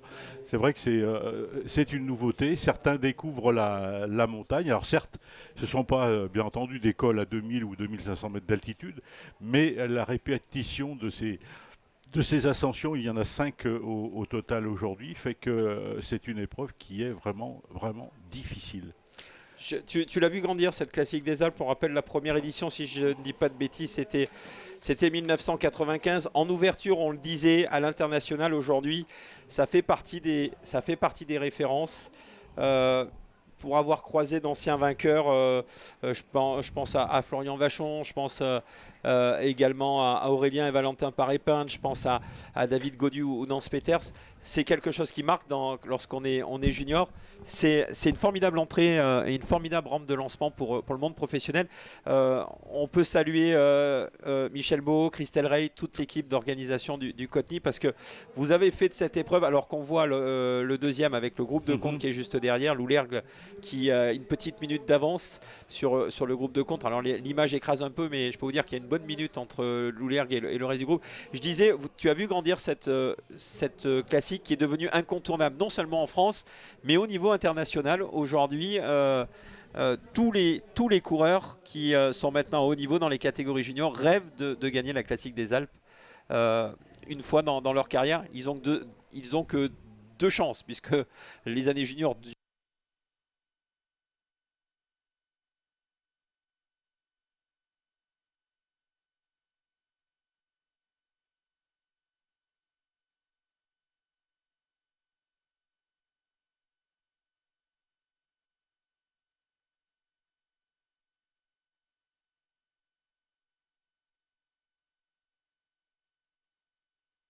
Belgique à la Hollande, et on voit que c'est effectivement donc un coureur qui semble à l'aise dans les ascensions, et notamment dans ces ascensions répétées. Il faut quand même rappeler qu'il ne reste maintenant plus que le col du Banchet, donc dernière difficulté proposée à ces garçons. Toujours donc vraiment sans prise de risque aucune. Je ne sais pas si on a effectivement la possibilité d'avoir un pointage donc au pied de cette descente, mais ce serait particulièrement intéressant. En tout cas, nous l'avons demandé, donc on espère avoir de nouvelles informations. Voilà, il retrouve un terrain qui semble mieux lui convenir, toujours bonne impression malgré tout, mais c'est vraiment dans la descente qui nous a fait un petit peu peur. Alors on lui posera la question à l'arrivée, parce qu'on peut penser que quoi qu'il arrive désormais, Van der Meulen va venir chercher un beau podium. Il y a vraiment des moments où on sent qu'il a besoin de récupérer. Voilà, il est en train de je pense, desserrer ses chaussures. Donc vraiment des signes de lassitude qu'on n'avait pas tout à l'heure chez le Hollandais. Voilà, il y a ces petites scories là, on voit encore une fois toucher ses chaussures. Alors peut-être que la chaleur fait que il a besoin de desserrer ses chaussures. On rappelle les chaussures cyclistes, souvent c'est avec une petite molette et un fil qui tend les chaussures, et bien au fil des kilomètres et puis au fil des ascensions, on a plus ou moins besoin de desserrer les chaussures ou de resserrer. Là on est dans la dernière difficulté. Voilà, nous sommes au pied du col du Banchet, et on voit que l'homme de tête, donc encore lucide, hein, puisqu'il vient de se ravitailler assez rapidement d'ailleurs. Col du Banchet, donc sommet à 5 km, donc du sommet du col du Banchet, il ne restera plus que 9 km 400, hein, presque 10 km, on va dire, avant de rejoindre la ligne d'arrivée ici à la Bridoire. Vous voyez que là, on est dans un col au revêtement déjà bien meilleur que celui du col du Chat, là, de la Dent du Chat. C'est vrai que la route est aussi plus large. Peut-être que ce coureur aussi ne semble peut-être pas très bien, hein, physiquement. Oui, mais on voit la différence. Tu vois, tout à l'heure, c'était un petit peu les mêmes pourcentages dans Cruzy. Il met la main à la poche. On sent vraiment qu'il est au bout de son effort. Il a pris un bidon très rapidement. Il cherche vraiment à... il va venir voir son directeur sportif, va venir le voir. On va venir chercher donc une barre. Il est peut-être au rupteur. Ouais, hein. Je pense qu'il est vraiment au bout de son effort désormais. Et je suis vraiment impatient d'avoir l'écart avec Léo Bizio, notre coureur d'Auvergne-Rhône-Alpes, qui réalise un superbe final. Ouais, c'est plus le même garçon que nous avions tout à l'heure dans Saint-Genis-le-Village, où quand il a lâché Gruel. C'est plus le même lorsqu'il était grand plateau dans la fin de l'ascension du col de Cruzy. On sent vraiment, voilà, et encore une fois, il vient chercher ses chaussures pour... Vraiment, on a vraiment beaucoup de signes de lassitude. Là, il vient de changer de vitesse, et en plus un problème mécanique, semble-t-il. Il essaie de remettre grand plateau. Il y a beaucoup moins de lucidité, même d'ailleurs. Il s'arrête. Attention, ça peut être important. Problème mécanique pour l'homme de tête. Voilà qui passe grand plateau et qui relance. Ça, ce sont des secondes qui partent, on va dire, un petit peu bêtement. Et je pense que de voir toutes ces voitures qui sont en train de passer devant, ça doit l'agacer. On n'a pas l'Ardoisière qui est venu le voir depuis de nombreuses minutes. Il faut dire que Jessica devait être bloquée dans la descente du Mont du Chat. On va saluer encore une fois tous les motards parce qu'il y a un énorme travail qui est fait pour la sécurité et pour l'épreuve. Donc je pense qu'il a vraiment besoin d'être rassuré, le coureur hollandais, au bout de son effort. On rappelle qu'il est sorti dans cette échappée à plus de 100 km de l'arrivée, qu'il s'est isolé en tête à 50 km de l'arrivée. Et là, il retrouve quand même des forces puisqu'on a toujours le Léo Bizio annoncé à 3,50, mais cet écart qui ne bouge pas. Et même, je pense que Léo a été repris par le groupe de contre. Ils sont encore dans la descente. Ouais, ça, c'est pas la bonne nouvelle pour notre coureur auvergnat si le groupe est revenu sur lui, à moins que ce soit un deuxième coureur de la formation. Non, c'est pas la formation Auvergne-Rhône-Alpes, c'était le maillot de Jess Marie, le coureur américain de la formation AG2R U19. Donc Léo Bizio est toujours seul derrière l'homme de tête. On est impatient d'avoir les écarts. Là, c'est pas la partie la plus facile, Jean-Claude, de ce col, surtout dans la fin de l'épreuve. Par contre, il sait que s'il bascule avec 2 minutes là-haut, ce sera gagné.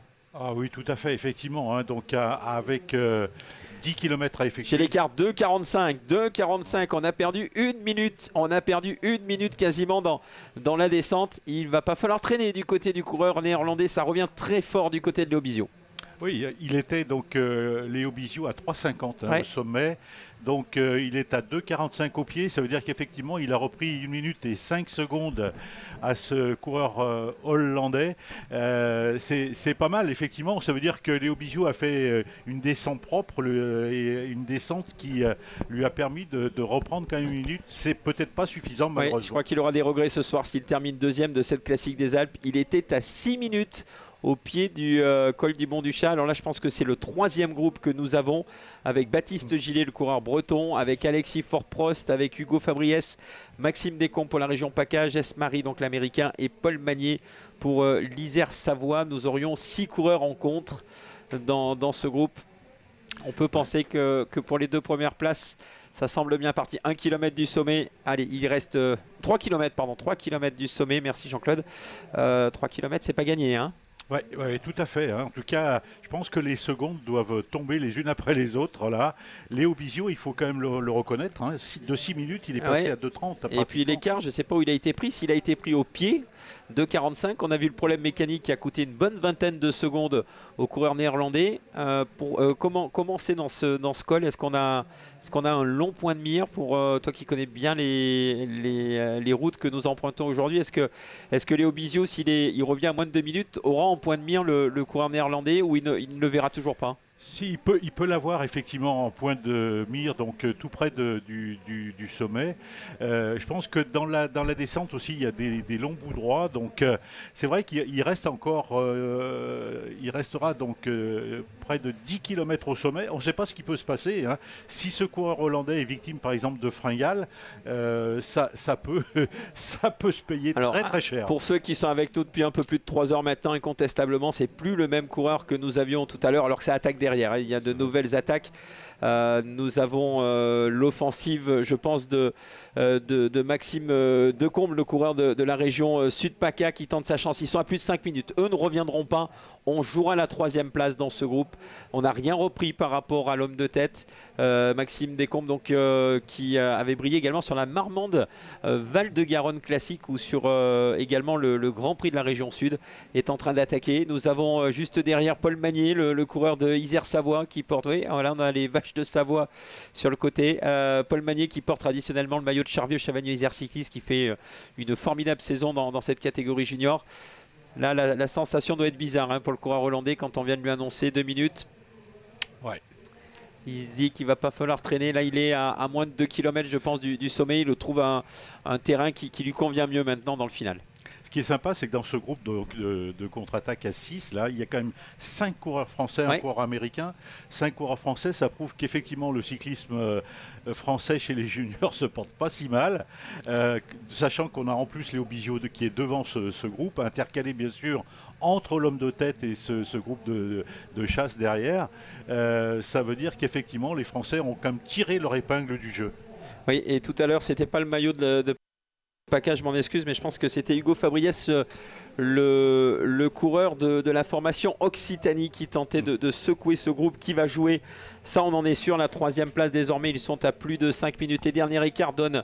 Voilà, c'est bien le maillot de l'Occitanie avec Hugo Fabriès qui est en train de hausser le tempo. Je pense que dans sa roue, il y avait Paul Magnier et il y avait également donc le coureur américain Jesse Marie qui était dans la roue des 2 coureurs français. Toujours notre Hollandais Van der Meulen dans les tout derniers kilomètres de cette ascension. S'il bascule en haut du col du Bancher, ne serait-ce qu'avec 1 minute 30 d'avance, ça devrait suffire, ça devrait le faire pour ce coureur hollandais qui va passer. Et ça faisait longtemps que ça ne devait pas arriver, Jean-Claude, à moins que ce soit le cas du vainqueur de l'an passé, qui aura passé les 5 ascensions seul en tête. Qui aura passé tous les grimpeurs en première position. Ouais, c'est quand même étonnant, hein. Franchement, c'est quand même un coureur, quoi qu'il arrive. 1 kilomètre du sommet. Voilà, donc le dernier kilomètre du col du Bancher, avec toujours donc cette route large au bon rendement. Il y a un revêtement donc assez sympa sur le col du Bancher. On voit donc ces bouts de ligne droite là qui pourraient permettre effectivement avec 1 minute notamment. Il nous tardait de le trouver. Voilà, donc on a toujours Léo Bizio en 2e position. On voit que le style n'est pas du tout le même. Léo est vraiment, on voit les qualités d'escaladeur, très longiligne, très fin. Le coureur riomois qui passe donc lui aussi dans quelques instants 1 kilomètre du sommet. Oui, c'est vrai que je pense que l'écart s'est encore réduit à mon avis, hein. Ouais. Léo Bizio semble nettement plus à l'aise que le coureur hollandais, donc Max Van der Meulen. Et c'est sûr que il a peut-être effectivement tardé à faire et à produire son effort, mais n'oublions pas qu'avec 6 minutes de retard au pied du col, il est peut-être qu'à 2 minutes et quelques secondes. On essaiera de prendre un écart, nous, avec nos téléphones portables lorsqu'on va voir basculer l'homme de tête au sommet. Voilà, donc là, c'est le dernier, le dernier morceau donc de ligne droite avant de rentrer dans la forêt et bien entendu de passer au sommet du col. C'est sûr qu'avec 1 minute 15, 1 minute 20, on peut apercevoir l'homme de tête. Je pense que l'écart est peut-être quand même autour des 2 minutes. L'écart GPS est à 2,45. J'ai quelques doutes là-dessus. Effectivement, il faudrait peut-être avoir un écart peut-être à faire au sommet. 250 mètres pour l'homme de tête qui va passer au sommet. Je pense qu'il y a un bon kilomètre quand même entre les 2 hommes. Et je pense qu'on va avoir 2 minutes au sommet peut-être pour Léo Bizio qui aura fait un beau rapproché. On rappelle que ce coureur n'est que junior première année. Exactement. Promis un très bel avenir. Il vient de passer au sommet. On a déclenché le chrono. Le col des Branchés, donc, il vient d'être effacé par l'homme de tête qui aura donc franchi les 5 difficultés de la classique des Alpes en tête. Il va se lancer dans la descente. Léo, lui, est dans les derniers hectomètres de cette ascension. C'est vraiment une magnifique épreuve qui est proposée quand même. Mais je pense que ça suffira quand même pour le coureur hollandais. Et si l'on regarde le palmarès, est-ce que nous avons déjà un coureur hollandais qui s'était imposé? Oui. Tu vas tout ça de suite serait le 3e hollandais à remporter la victoire. Je crois que les 2 premiers étaient passés pro. Exactement. Roel Egelmers, donc en 1997, était passé professionnel. Et puis Peter Winning, 2 années après, donc c'était en 99. Il y a déjà 23 ans. Ça faisait longtemps qu'on n'avait pas eu un coureur néerlandais qui s'impose au terme de cette classique des Alpes, puisque le dernier, comme tu le disais Jean-Claude, c'était Peter Winning qui avait remporté, c'était déjà au siècle dernier, ça ne nous rajeunit pas, en 1999. Léo Bizio qui est parti pour aller chercher une excellente 2e place, junior, nous le disions, nous le répétons, junior première année, qui a vu ses années cadets un petit peu compliquées par la pandémie, promis un très très bel avenir. Quelque chose me dit, Jean-Claude, que nous le reverrons l'an prochain sur la classique des Alpes et qui sera parmi les grands favoris de l'épreuve, mais qu'il va se passer beaucoup de choses dans les mois à venir avec ce résultat, encore une fois probant, du jeune champion auvergnat qui n'oublie pas de se ravitailler Alors moi, ça prouve en parenthèse qu'il est encore très lucide. Il est encore lucide. J'ai une 48 déjà une 48 que l'homme de tête est passé au sommet. Je pense que Léo est à 250 mètres du sommet, il me semble, même si nous sommes inversés par rapport à la caméra tout à l'heure qui avait le panneau 250 mètres à ce niveau-là. Il est encore dans l'ascension. Bien comme quoi, j'ai envie de dire que les images sont quelquefois trompeuses parce que l'écart sera à 2,15. 2,15 je pense encore pour l'homme de tête. Et on a l'impression que Max van der Meulen donc, fait la descente de ce col du Banchet. Il est beaucoup mieux que dans la descente précédente donc du Mont du Chat. Il est clair que l'écart est certainement suffisant, bien entendu, pour rejoindre l'Abridoire et la ligne d'arrivée ici de cette classique des Alpes. Voilà, bien coureur néerlandais, bien parti pour s'imposer. Il aura réalisé un sacré tour de force. On rappelle donc le scénario complètement inédit de cette classique des Alpes. Une échappée qui part à 15, puis à 30 avec un deuxième groupe de 15 qui rentre quasiment au pied de la première difficulté de la journée. Donc, qui était, ça y est, je vais le retrouver, le col du Mont Tournier. Dans le Mont Tournier, le coureur néerlandais qui s'isole en tête avec Thibaut Gruel, coureur du Centre Val-de-Loire. Tout de suite, le coureur donc, du Centre Val-de-Loire qui éprouve des difficultés à suivre le tempo dans la côte de Saint-Genis-du-Village. Nous sommes alors à plus de 50 km de l'arrivée. Et bien 50 km qui seront effacés en solitaire pour l'homme de tête, désormais lancé vers la ligne d'arrivée. Ça va venir très vite. Dans 6-7 minutes, il sera là puisque nous sommes à 6 km 800 de l'arrivée. Il ne sera plus revu, garçon qui s'était révélé sur le Tour des Flandres Junior. On se posait la question avec ces équipes néerlandaises de savoir si ils allaient passer la chaleur et l'école. Eh bien, la réponse est venue de façon impressionnante avec celui qui va être le futur vainqueur de cette classique. Je disais que les images sont trompeuses. Léo Bizio est passé à 2,40 au sommet. Il n'a repris que 5 secondes dans la dernière ascension. Fabriès, Marie et Magnier sont à 4,50. Descombles à 5,10. À plus de 5,30. Alexis Forprost et Baptiste Gillet. Si l'on regarde, à part Léo Bizio, Hugo Fabriès, Jess Marie et Paul Magnier, personne n'est revenu de l'arrière sur les derniers kilomètres. Voilà, on a une petit répète chaud dans la descente, ça fait toujours mal aux jambes lorsqu'on est comme ça échappé. On se dit c'est bon, c'est la descente et puis vous avez un bout de faux plat ou un petit coup de cul qui vient entrecouper cette descente. Voilà, traversée de Vérel de Montbel, hein, dernier village traversé avant la traversée de l'Abridoire et de connaître l'ambiance sur cette ligne d'arrivée donc à l'Abridoire, dans cet avant-pays savoyard verdoyant, sous un écrasant soleil. Notre coureur hollandais, lui, il a écrasé les pédales et vraiment, il a fait preuve d'une classe manifeste, franchement, pour un Flandrien. C'est pas trop un parcours de Flandrien. Hein. On profite de ta présence et qu'il reste 5 km 900. Toi on en est à la 27e édition. Est-ce que tu as des anecdotes marquantes ou vraiment un coureur qui t'a marqué plus que les autres sur les 27 éditions? Est-ce que quelque chose qui te vient tout de suite à l'esprit quand on parle de la classique des Alpes? Ah oui, disons que des anecdotes, on en a. Hein, tous les ans la chute de Nicolas Mal en 2016 et ce fameux chat noir qui vient le gêner et qui lui permet quand même de repartir et de gagner cette classique en 2016. La très belle performance de David Gaudu, notamment en 2014 déjà. Hein, ça fait déjà 8 ans que David Gaudu s'était révélé dans cette classique des Alpes et tant d'autres. Hein. Moi, je suis vraiment étonné aussi de voir un Valentin Paré-Pinte, par exemple, qui était surmotivé puisqu'il jouait chez lui et qu'il voulait absolument remporter cette course et qu'il a réalisé en 2019 l'exploit de remporter cette classique des Alpes. Il y a eu des moments merveilleux, quoi. Franchement. Oui, et un très beau palmarès. Je vous invite d'ailleurs à découvrir le palmarès complet de la classique des Alpes. On a cité beaucoup d'anciens vainqueurs et ce qui est alors pas étonnant mais ce qui est valorisant pour la classique, c'est lorsque l'on rencontre des des garçons. J'ai rencontré notamment il n'y a pas très longtemps Florian Vachon qui a organisé le Tour de la Vallée Montluçonnaise, coureur qui a été longtemps professionnel, qui a la particularité d'avoir gagné son dernier jour de course, puisqu'avec le Covid il avait gagné à Lillers et c'était sa dernière épreuve avant sa retraite, avant de quitter les pelotons professionnels.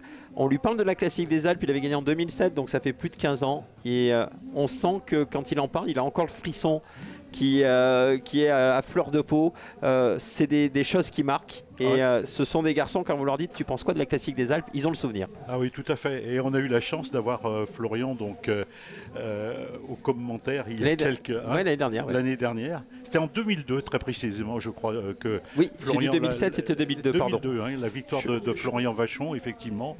Il est certain que quand on voit effectivement le trio donc, de tête à chaque édition, il y a toujours des coureurs de très grand talent. Un Warren Barguil il avait terminé deuxième, aussi comme David Gaudu d'ailleurs, entre parenthèses. Un Valentin Paré-Pinte qui fait 2 une année, en junior première année, c'était en 2018, il gagne l'année suivante en junior deuxième année. C'est ce qu'on va souhaiter à Léo Bizio, alors que l'homme de tête arrive aux 3 km. Léo, le voici, qui apparaît maintenant, longiligne, donc je le disais, formé du côté du Vélo Club d'Orion, dans la banlieue de Clermont-Ferrand, club qui a vu passer Damien Monnier, qui a vu passer également un certain Rémi Cavagna, club formateur donc, du Puy-de-Dôme. C'est une sacrée pépite que Frédéric Champion, le président du Vélo Club d'Orion, a dans ses rangs, alors que nous allons retrouver donc, dans quelques instants les 3 derniers kilomètres pour cet homme de tête que nous découvrons aujourd'hui, donc Max van der Meulen, donc, qui va s'imposer au terme d'une échappée impressionnante, plus de 50 km tout seul à l'avant. Alors je parlais donc de Léo Bizio, mais il y a d'autres Français qui sont en train de se révéler et on va jouer la 3e place derrière les 2 coureurs qui sont intouchables cet après-midi. Alors on a, tu le disais Jean-Claude, 2 Français désormais qui peuvent monter sur le podium, Hugo Fabriès et Paul Magnier, car Jess Marie, le coureur américain, est avec eux. Donc la 3e place pourrait se jouer entre ces 3-là.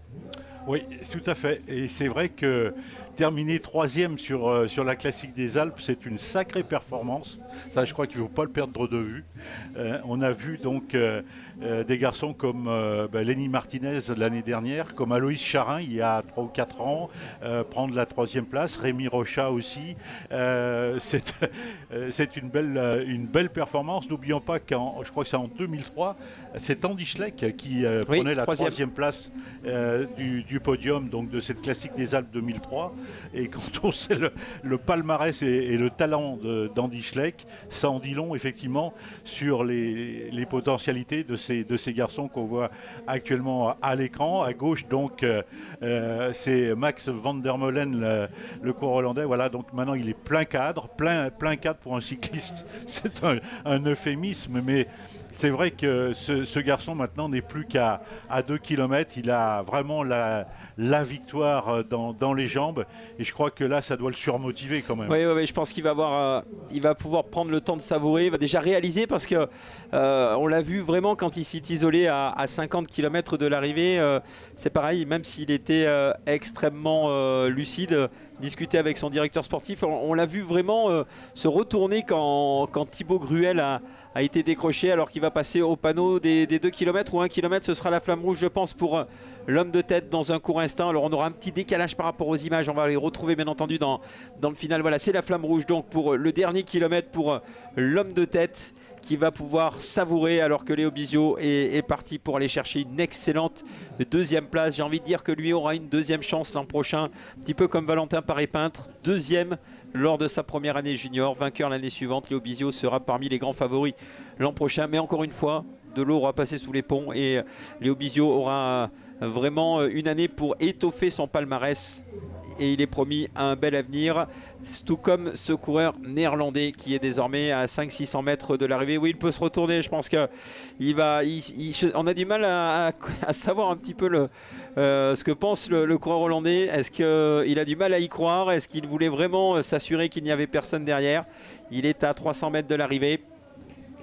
Il restera un virage, Jean-Claude, pour venir chercher cette ligne d'arrivée à la Bridoire pour Max van der Meulen qui va s'imposer. 128 km 800 de course, parti dans ce groupe de 15 à plus de 100 km de l'arrivée. Le dernier drapeau jaune, le voici dans la ligne droite d'arrivée. La victoire de Max van der Meulen. Vous entendez peut-être derrière nous le public qui vient encourager et saluer le champion néerlandais qui s'impose dans cette édition 2022 de la classique des Alpes.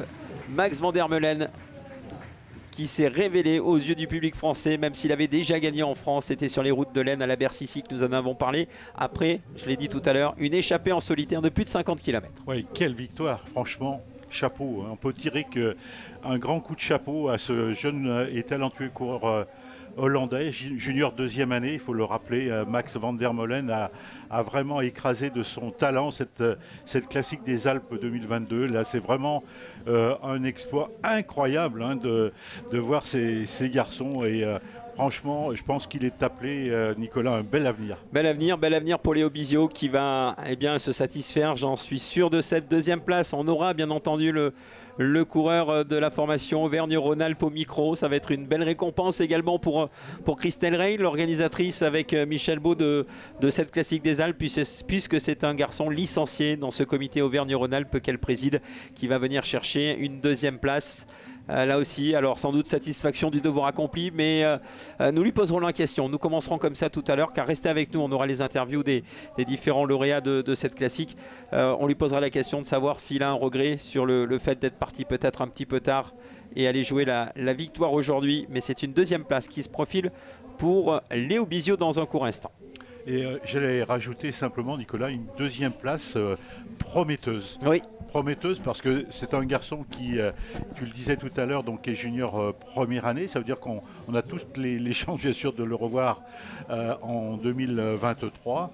Et quand on voit effectivement le talent dont il a fait preuve aujourd'hui, je crois qu'il est lui aussi promis un très très bel avenir. On disait 21 vainqueurs sur 26 qui sont passés pro. Léo a plus de 50% de chances désormais de passer professionnel, parce qu'il y en a 16 sur 26 qui sont passés professionnels, et puis parmi les 16, tu le rappelais tout à l'heure, parmi les deuxièmes, Lars Boom, on parlait de coureur néerlandais, vainqueur d'étape sur les routes du Tour de France, avait fait deuxième. Maxime Bouet, Ben Gastoer le luxembourgeois, Warren Barguil, tu le disais tout à l'heure, en 2009, Nance Peters en 2012, David Gaudu en 2014, Valentin Paré-Peintre en 2019. Rien que cela, rien que lorsqu'il va voir les noms, il va se dire, oui, finalement, c'est une très belle deuxième place. Ça s'agite du côté de la ligne d'arrivée. Je pense on a ce petit décalage entre les images qui nous sont présentées et l'arrivée de Léo Bizio. Léo qui va pouvoir savourer dans quelques secondes. Le voici, deuxième de la classique des Alpes. Retenez bien son nom, le coureur formé du côté du Vélo Club d'Orion, dans la banlieue de Clermont-Ferrand. On va venir chercher une excellente, une probante deuxième place aujourd'hui au terme des 128 km. Voilà, il savoure quand même cette belle deuxième place. Léo Bizio, excellent deuxième, junior première année, qui vient signer donc une formidable deuxième place, un formidable podium sur cette classique des Alpes. Jean-Claude, place à la troisième place. Il semble être 3 pour la deuxième place, avec 4, puisque Maxime Decomble vient de rentrer, 4 avec 3 coureurs français, si je ne dis pas de bêtises. Hugo Fabriès pour l'Occitanie, Paul Magnier pour Isère-Savoie, Maxime Descombes pour la région Sud-PACA et un américain, Jess Marie. Voilà donc les 4 qui vont se disputer la troisième place. En tout cas, il y a des écarts. Il y a vraiment des écarts importants. Là, il n'y a pas besoin de photo finish sur ce type d'épreuve. Je voudrais simplement dire donc, les coureurs qu'on a cités tout à l'heure, qui étaient sur le podium de la classique des Alpes, préparent le Critérium du Dauphiné et le Tour de France. Donc c'est des garçons qu'on revoit au plus haut niveau dans des épreuves maintenant qui sont classées et répertoriées Pro Tour.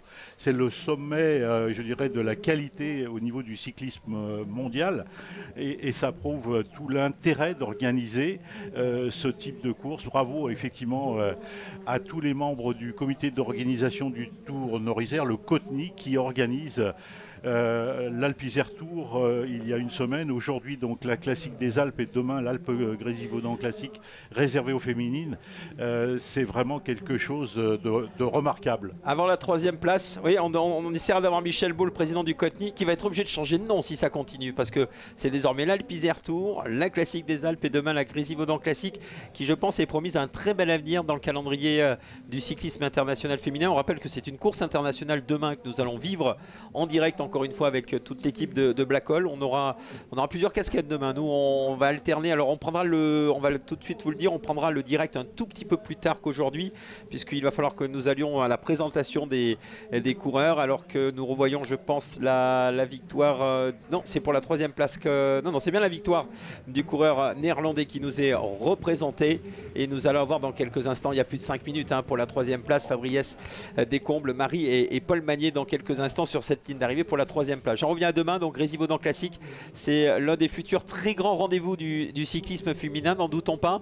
Et on va avoir une très belle épreuve, ce sera la première demain, un peloton très international là aussi, puisque nous aurons des formations belges. Je ne vais pas toutes les citer, on aura le temps de vous présenter tout ça, mais encore une fois, on est un petit peu sur la Classique des Alpes, mais côté féminin, avec une arrivée au sommet. Voilà le sprint pour la 3e place.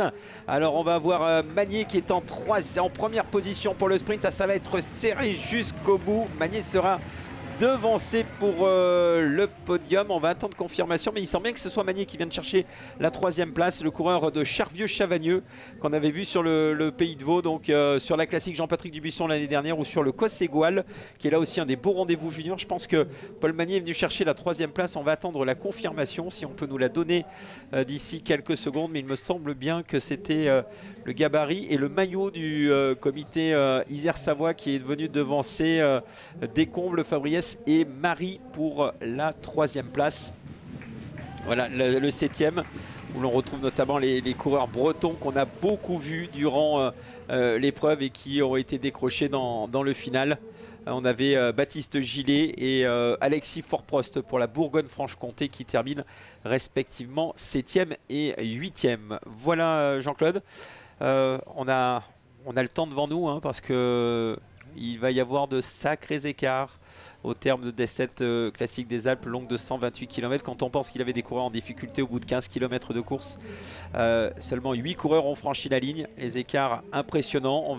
Oui, c'est bien Paul Magnier qui est terminé 3e. On a le 9e qui arrive et je pense que c'est un 2e coureur breton que nous allons retrouver. Il faisait partie du groupe qui était présent encore il y a une trentaine de minutes pour les places d'honneur. Voilà donc les coureurs qui font. C'était l'Île-de-France avec je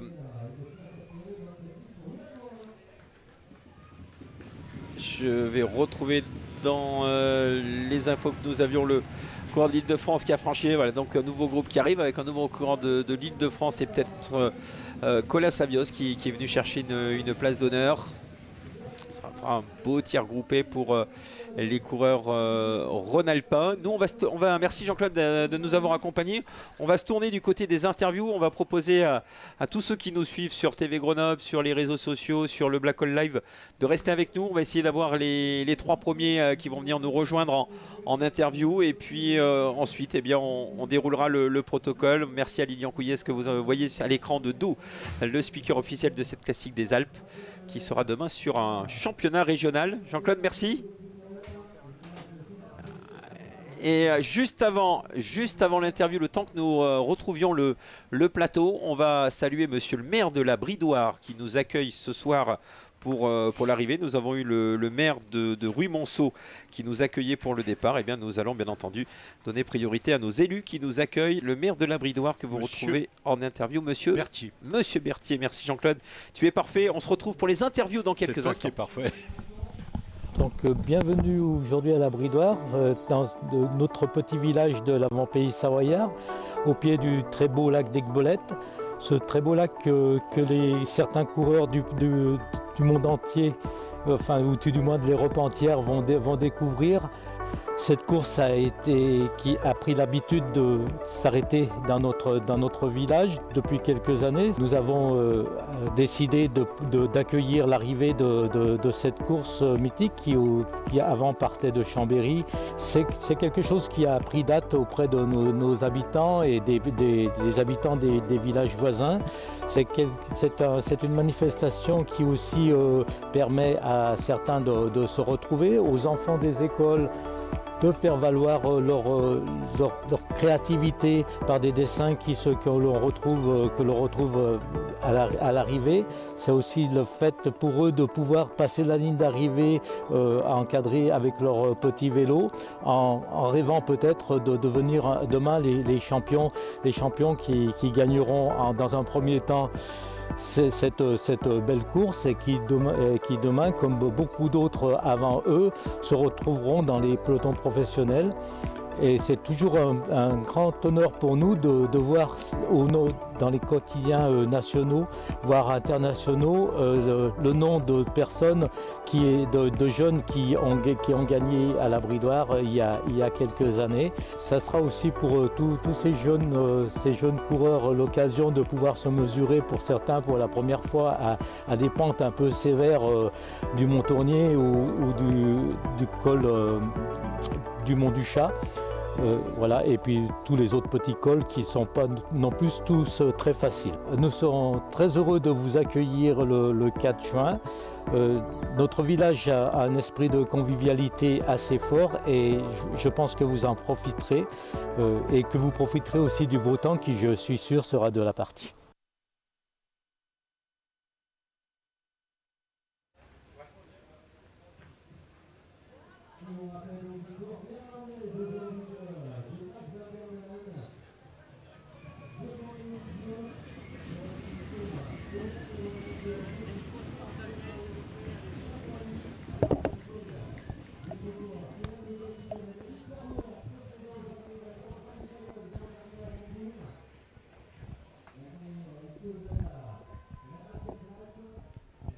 C'est ça. C'est bon, je suis bon.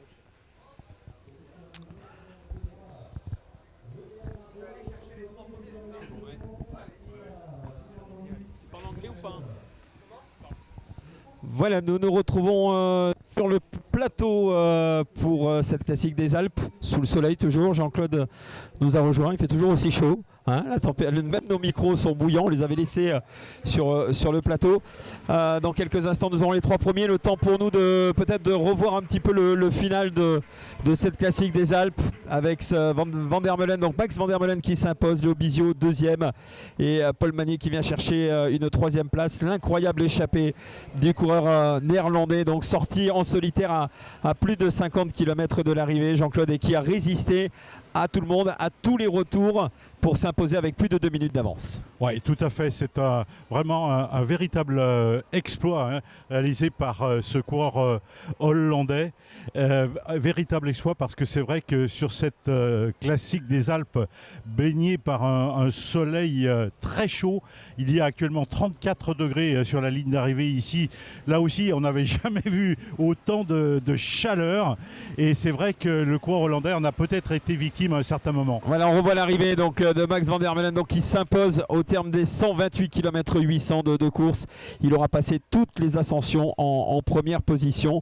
La 2e place est revenue donc à Léo Bizio, la 3e place donc à Paul Magnier. 2 coureurs formés en Auvergne-Rhône-Alpes, l'un du côté auvergnat au Vélo Club d'Orion, l'autre du côté isérois, du côté de Charvieux-Chavagnon. On a croisé d'ailleurs Daniel Calabran, l'ancien président de Charvieux-Chavagnon Isère Cyclisme, tous sourire, avec une 3e et 7e place pour sa formation, car si l'on regarde bien, non, 10e place Corentin Lequet, 10e, Paul Magnier 3e, Hugo Fabriès pour l'Occitanie prend la 4e place, Maxime Descombes donc 5e, Jessie Marie américain et 6e. Si l'on regarde le classement, Jean-Claude, 8 Français dans les 10 premiers, mais la plus belle place ira du côté de la Hollande. Oui, c'est certain.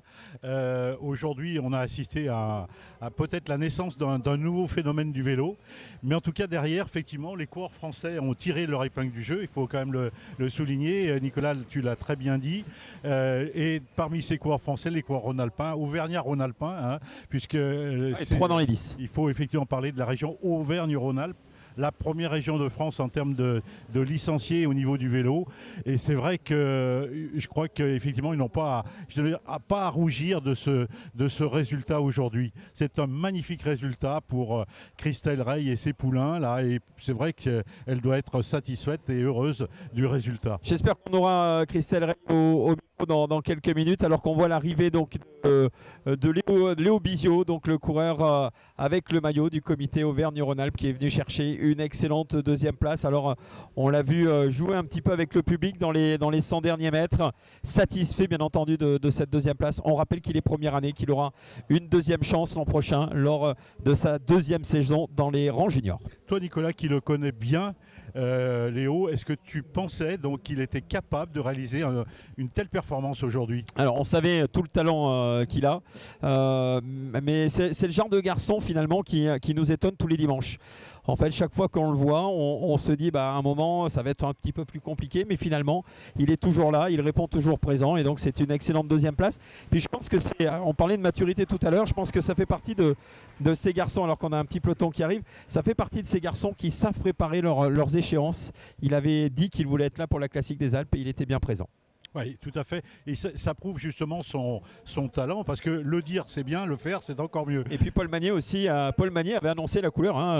On s'était un petit peu renseigné dans les rangs du comité Auvergne-Rhône-Alpes, qui était, j'ai envie de dire, qu'il y avait pléiade de talents. Il y avait Jean-Loup Fayol également qui venait de gagner Ollières, qui s'est transformé en coéquipier. On a Colin qui était 5e l'année dernière, qu'on a vu très vite attaquer dans la première ascension de la journée. Donc ce sont des garçons qui ont su sacrifier leur intérêt personnel pour permettre à Léo Bizio, pour permettre à Paul Magnier de venir chercher des deuxièmes, des troisièmes places, ou Corentin Lequet qui vient encore chercher une 10e place aujourd'hui. Donc coup de chapeau vraiment à ce collectif. On en parlera, je pense, avec Christelle Rey tout à l'heure si on arrive à la voir au micro, mais coup de chapeau au collectif. Oui, et puis ça prouve aussi l'intérêt de cette course, qui devient, Nicolas, à mon avis, une véritable référence pour les juniors. Je crois que si effectivement, et tu l'as très bien dit, les coureurs juniors se sacrifient pour cette épreuve, c'est qu'effectivement c'est une épreuve qui va servir d'ores et déjà de référence. On va revoir le classement. Ce sera peut-être plus intéressant que de voir notre pouille sur l'écran. Si l'on regarde aussi les comités qui ont brillé, l'Occitanie qui vient chercher une belle 4e place. La région Sud-Provence-Alpes-Côte d'Azur, c'est pas tous les ans qu'on les a dans le top 10. La formation AG2R Citroën Team U19, ça c'est la formation internationale avec Jess Marie l'américain qui vient chercher une belle 6e place. La Bretagne qu'on a beaucoup vu, qui sera sans doute déçu ce soir parce qu'on a vu 3 Bretons dans le groupe de 30. Baptiste Gillet qui était encore en contact pour la 3e place à quelques kilomètres de l'arrivée. Alexis Forpros pour la Bourgogne-Franche-Comté revenu de l'arrière.